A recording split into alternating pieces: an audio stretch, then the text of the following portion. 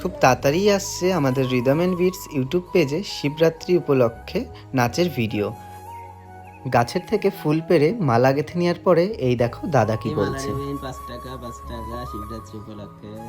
এই যে এখন রেডি হচ্ছি, জানি না কি গানে ভিডিও শুট হবে, কেমন কি নাচ হবে, আমাদের কিছুই তোলা নেই। হট করে হচ্ছে খেয়াল আসলো যে সামনেই শিবরাত্রি, তা সেই জন্য সেই উপলক্ষে একটা ভিডিও শুট না করলেই না। এটা কিন্তু একদমই সত্যি কথা, আমাদের ভিডিও শ্যুটের কোনো প্রিপারেশন ছিল না, কোনো প্ল্যান ছিল না। হুট করে দাদা বলছে যে আজকে তো বিকালটা ফাঁকা আছি, তাহলে সামনেই শিবরাত্রি আসছে, সেই উপলক্ষে একটা ভিডিও শ্যুট করলে কেমন হয়। আমিও দাদার কথাতে একবারেই রাজি হয়ে গেলাম, না হলে পরের দুদিন একটু ব্যস্ত থাকায় হয়তোবা ভিডিও শ্যুটটা হয়ে উঠতো না।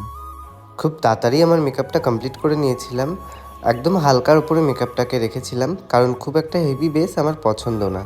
এই দেখো আমার মেকআপটা কেমন লাগছে অবশ্যই জানিও। তারপরে দাদার আই মেকআপটা করে দিয়ে কপালে টিপটাও এঁকে দিয়েছিলাম।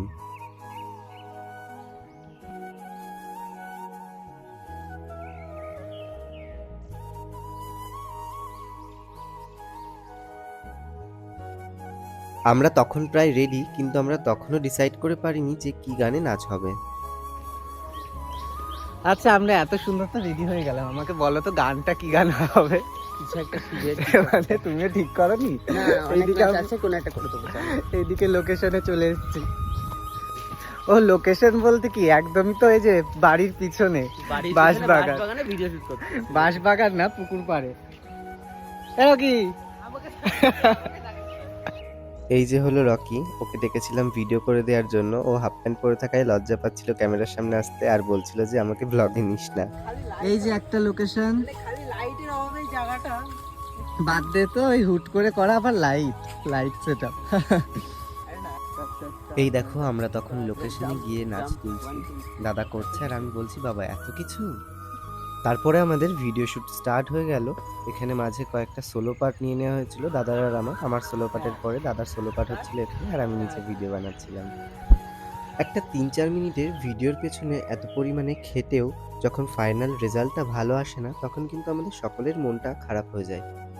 আর তার সাথে সাথে রয়েছে কিছু মানুষের নেগেটিভ কমেন্ট করা, এটা কেন হলো, ওটা কেন হলো, মা এটা এরকম হলো।